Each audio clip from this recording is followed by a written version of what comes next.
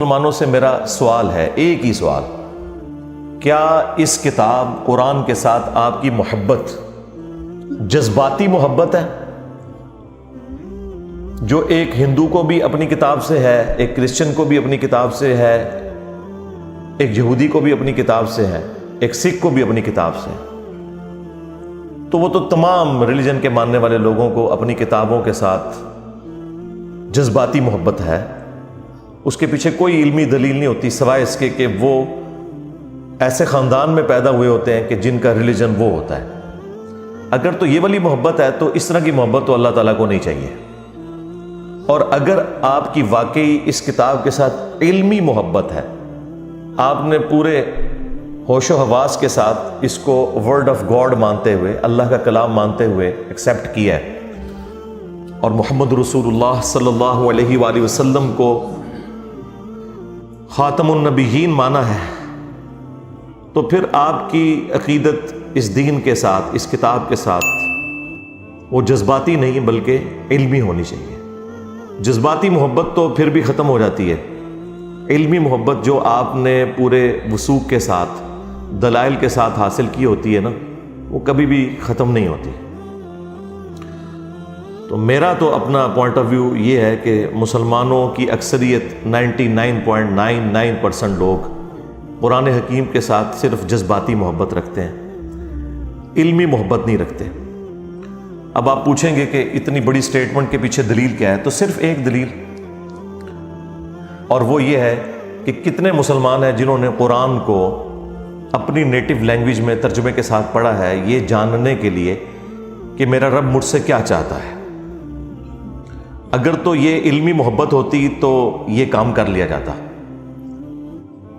آپ کا کوئی دوست بھی فورن ملک سے اپنی لینگویج کے اندر خط لکھے تو آپ 50 بندے ڈھونڈیں گے جو آپ کو ترجمہ کر کے یہ بتائیں کہ وہ آپ سے کیا کہنا چاہ رہا ہے۔ کدھر ڈالر تو نہیں بھیج دیتے؟ یہ بھی ہو سکتا ہے کہ ہو سکتا ہے ریمیٹنس میرے لیے بھجوائیں اور مجھے پتہ نہ چل رہا ہو۔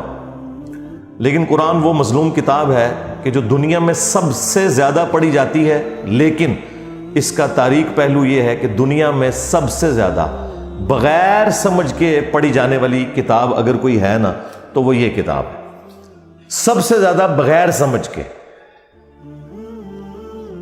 اس وقت بمشکل 15 سے 20% مسلمان ہیں جو بائی برتھ عربی ہیں، باقی تو 85% کے قریب مسلمان جو ہیں وہ اجمی ہیں، ادر دین عرب ہیں، اور ان کی نیٹو لینگویج عربی نہیں ہے، اور ان میں سے بھی کتنے لوگ ہیں جو سیکھتے ہیں۔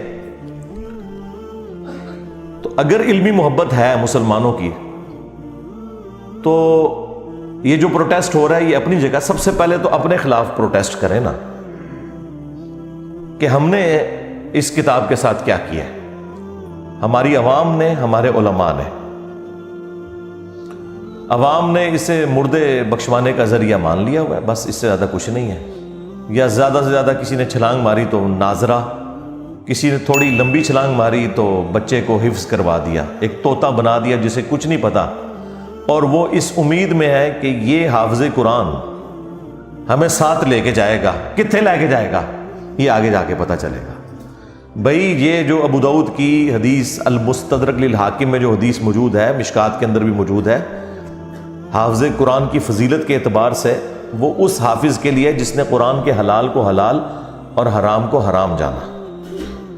جس حافظ قرآن کو یہ پتہ ہی نہیں قرآن میں کیا لکھا ہوا ہے تو وہ یہی کرے گا نا کہ رمضان کے دنوں میں چھوٹی چھوٹی وہ خشخشی داڑھی رکھ لے گا اور تراویح پڑھائے گا مسجد کے اندر جا کے، اینڈ پہ معاوضہ وصول کرے گا اس کا، اور عید والے دن جا کے شیو کروا دے گا، اور پھر اگلے رمضان میں دیہڑی لگانے کا انتظار کرے گا۔ زیادہ تر حافظ تو ایسے ہی ہیں۔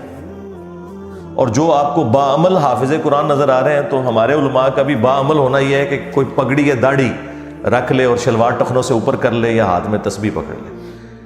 یہ تو ایک چھوٹا سا جز ہے عمل کا۔ باعمل حافظ قرآن یہ ہے کہ جو قرآن کی تعلیمات کو منوان اسی طریقے سے تسلیم کرتا ہے اور اس پر عمل کرتا ہے۔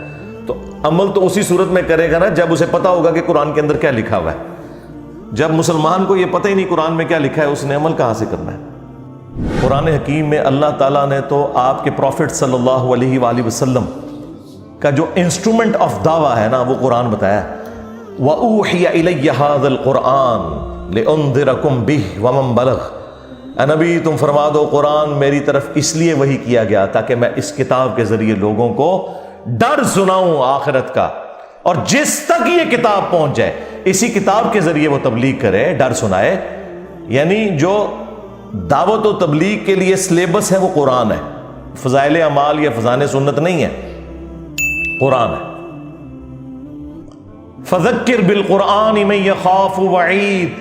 اے نبی قرآن کے ذریعے تبلیغ کریں، ڈر سنائیں ہر اس شخص کو جو اللہ کی دھمکی سے ڈرنے والا ہے. اور نبی الاسلام کے دنیا سے تشریف لے جانے کے بعد قیامت تک کے لیے اللہ تعالیٰ نے ختم نبوت صلی اللہ علیہ وآلہ وسلم کی برکت سے اس کتاب کو محفوظ بھی کر دیا. انا نحن نزلنا الذکر وانا لہ لحافظون. بے شک اس الذکر قرآن کو، یاد دہانی کو، جو اللہ کی یاد دلانے والی کتاب ہے، کتاب نصیحت ہے، ہم نے نازل کیا، ہم ہی اس کی حفاظت کرنے والے ہیں. بخاری اور مسلم دونوں میں حدیث موجود ہے. بخاری میں موقوفاً ہے، صحیح مسلم میں تفصیل کے ساتھ ہے کہ نبی علیہ السلام جب بھی خطبہ دیتے آپ کی آنکھیں سرخ ہو جاتی، آواز بلند ہو جاتی، غصے میں اضافہ ہو جاتا جیسے کوئی جرنیل اپنی فوج کو تیار کر رہا ہے. اور آپ ہر تقریر سے پہلے کہتے اما بعد فإن خیر الحدیث کتاب اللہ. آگاہ ہو جاؤ حمد و صلات کے بعد کہ سب سے بہترین کلام اللہ کی کتاب ہے. وخیر الہدی ہدی محمد صلی اللہ علیہ وآلہ وسلم. اور سب سے ہدایت یافتہ راستہ محمد صلی اللہ علیہ وآلہ وسلم کا ہے. وشر الامور محدثاتها. اور بدترین کام وہ ہیں جو خود سے دین میں داخل کر دیے جائیں. اور اس طرح کے تمام کام بدعتیں ہیں، تمام بدعتیں گمراہیاں ہیں، اور تمام گمراہیاں جہنم میں لے جانے والی ہیں. تو نبی علیہ السلام کی تقریر کا آغاز ہی یہ ہوتا تھا کہ سب سے بہترین کلام اللہ کی کتاب ہے. اس کے ساتھ اپنے آپ کو آپ نے جوڑنا ہے. بخاری اور مسلم دونوں میں حدیث ہے کہ اللہ تعالیٰ نے ہر نبی کو کوئی نہ کوئی معجزہ دیا تھا جس کی وجہ سے لوگ اس پر ایمان لاتے تھے. مجھے اللہ تعالیٰ نے وحی کا معجزہ دیا ہے، یعنی قرآن. میں اللہ سے امید کرتا ہوں کہ قیامت کے دن سب سے زیادہ متبعین میری امت سے ہوں گے. کس وجہ سے؟ کہ میرا معجزہ سب سے بڑا ہے، یعنی قرآن کا معجزہ. اور وہ حدیث ہے بخاری مسلم دونوں کے اندر کہ جنتیوں کا نصف، آدھے جنتی جو ہے وہ امت محمدیہ صلی اللہ علیہ وآلہ وسلم سے ہوں گے اس قرآن کے معجزے کی وجہ سے.